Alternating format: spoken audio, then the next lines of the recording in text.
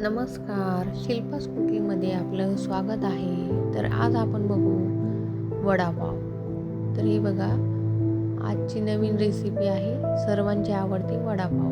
तर त्यासाठी मी इथे घेतलेले आहेत 6-7 बटाटे आणि ते कुकरमध्ये टाकून पाणी टाकून कुकरला झाकण लावून गॅस चालू करून त्याच्यावर ठेवलेले आहेत. तर अशा प्रकारे 4-5 शिट्या होऊ द्यायच्या आहेत आणि आपले आलू बटाटेच छान असे शिजलेले आहेत. तर मऊसत शिजवून घ्यायचे आहे बघा या पद्धतीनं. त्याला मी अतिशय बारीक कट करून घेते.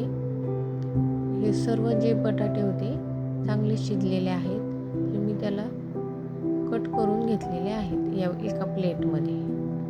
तर हे पूर्ण एकदम बारीक झालेले आहेत. तर याचे मी इथे घेतलेलं आहे बेसन पीठ घेतलेलं आहे, चवीनुसार मीठ आणि जिरे टाकलेले आहे थोडं बारीक करून.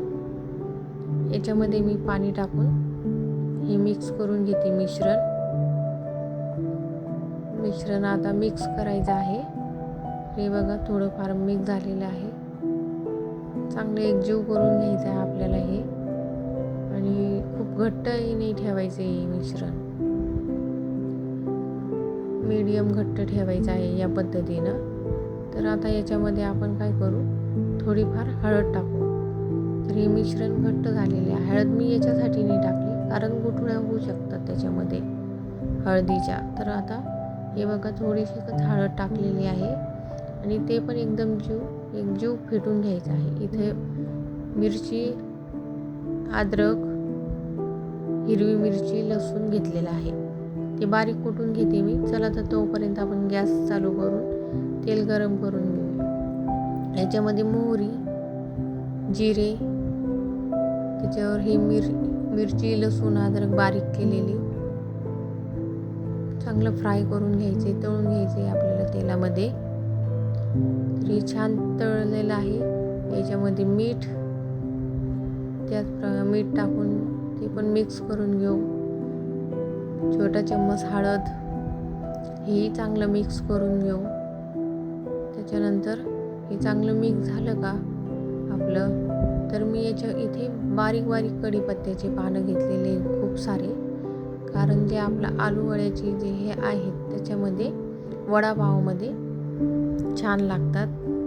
कढीपत्त्याचा त्याच्यामध्ये फ्लेवर खूप छान येतो, म्हणून मी छोटेच पान घेतलेले आहेत. हे जे बटाटे आपण उकडून एकदम मऊसूत केलेले आहेत हे बटाटे, तर या पद्धतीने मी एकदम स्मॅश करून घेते आहे. याच्यामध्ये एकदम एकजीव करून घ्यायचं छान. हे बघा आता याच्यावर मी 5-1 मिनिटासाठी झाकण ठेवते. झाकण काढून घेतल्यावर मी कोथिंबीर, बारीक चिरून घेतलेली कोथिंबीर याच्यामध्ये मिक्स करून घ्यायची. आणि हे बघा मी आता इथं कढई ठेवलेली आहे गॅसवर, तेल टाकून घेतलेलं आहे.